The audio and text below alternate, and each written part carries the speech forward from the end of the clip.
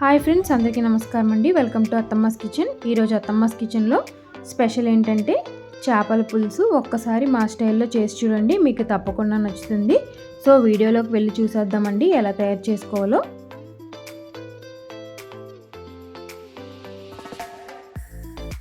చేపల పులుసు చేసుకోవడానికి మేము ఇక్కడైతే చెరువు చేపనైతే తీసుకుంటున్నామండి. మీరు ఏ చేపతో అయినా పులుసు అయితే పెట్టుకోవచ్చు. చేప ముక్కల్లో ఉప్పు, పసుపు, కొంచెం పెరుగు వేసుకుని శుభ్రం చేసుకున్నట్లయితే చేప ముక్కలు అనేవి నీశ్వాసన లేకుండా ఉంటాయండి. శుభ్రం చేసి పెట్టుకున్న చేప ముక్కల్లో 1 టేబుల్ స్పూన్ పసుపు, ఒక 4 టేబుల్ స్పూన్ల కారం, తగినంత ఉప్పు వేసుకుని ఉప్పు, పసుపు, కారం చేప ముక్కలకి పట్టేటట్టు 15 నిమిషాల పాటు పక్కనైతే పెట్టుకోవాలండి. ఒక మిక్సర్ జార్ తీసుకుని మసాలా పేస్ట్ని అయితే ప్రిపేర్ చేసుకున్నామండి. 1 టేబుల్ స్పూన్ జీలకర్ర, 2 టేబుల్ స్పూన్ ధనియాలు, ఒక 4-5 లవంగాలు, ఒక 10 మిరియాలు, ఒక ఉల్లిపాయ, ఒక టమాటా వేసుకుని మెత్తటి పేస్ట్లా గ్రైండ్ చేసి పక్కనైతే పెట్టుకోవాలి. ఇప్పుడు ఒక వెడల్పాటి నాన్ స్టిక్ కడాయిని అయితే పెట్టుకున్నామండి. వెడల్పాటి కడాయి పెట్టుకోవడం వల్ల ఏంటంటే మనకి చేప ముక్కలు అనేవి విరిగిపోకుండా మంచిగా ఉంటాయండి.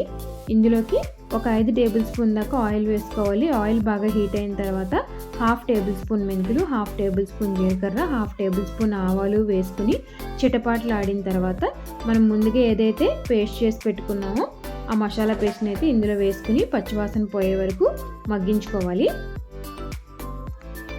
చూసారు కదండి. ఇప్పుడు ఇందులోకి ఒక 2 టేబుల్ స్పూన్ల అల్లం వెల్లుల్లి పేస్ట్ వేసుకుని ఒక్కసారి ఫ్రై చేసుకున్న తర్వాత ఒక 8 పచ్చిమిరపకాయలు అయితే పొడవుగా చీరుకుని వేసుకోవాలండి. మనం ముందుగా మ్యారినేట్ చేసి పెట్టుకున్న చేప ముక్కలు ఏవైతే ఉన్నాయో అవి వేసుకుని ఒక 10 మినిట్స్ పాటు మగ్గించుకోవాలి. ఇప్పుడు ఇందులో కొంచెం వాటర్ అయితే యాడ్ చేసుకోవాలండి. వాటర్ యాడ్ చేసుకున్న తర్వాత మనం ముందుగా తీసి పెట్టుకున్న చింతపండు రసాన్ని కూడా వేసుకుని 10 to 15 మినిట్స్ పాటు లో ఫ్లేమ్లో మూత పెట్టుకుని చేపల పులుసుని అయితే మగ్గించుకోవాలి.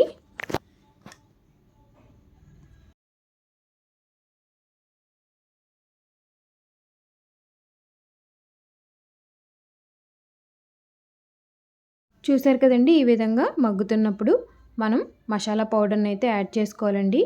మనం ఇంట్లో ప్రిపేర్ చేసి పెట్టుకున్న పొడి మసాలా అండి ఇది. అది యాడ్ చేసుకుని ఒక 5 నిమిషాల పాటు లో ఫ్లేమ్లో మగ్గించుకోవాలి. ఈ విధంగానే మనం చేపల పులుసు అనేది కదుపుకోవాలి. గరిటె ఏమాత్రం పెట్టినా విరిగిపోయే అవకాశాలు ఉందండి. అంతేనండి. ఫైనల్గా కొత్తిమీర వేసుకుని స్టవ్ ఆఫ్ చేసుకుని వేడివేడి రైస్లోకి ఈ చేపల పులుసు అనేది సర్వ్ చేసుకోవడమేనండి. ఈ విధంగా ఒకసారి ట్రై చేయండి.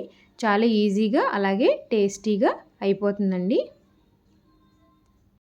మరి మా వీడియోస్లో కంటెంట్ ఉందనిపిస్తే మా వీడియోస్ని ప్లీజ్ లైక్ చేయండి, షేర్ చేయండి, కామెంట్ చేయండి. మరిన్ని వీడియోల కోసం మా ఛానల్ని అయితే సబ్స్క్రైబ్ చేయడం మాత్రం మర్చిపోకండి. Thank you for watching.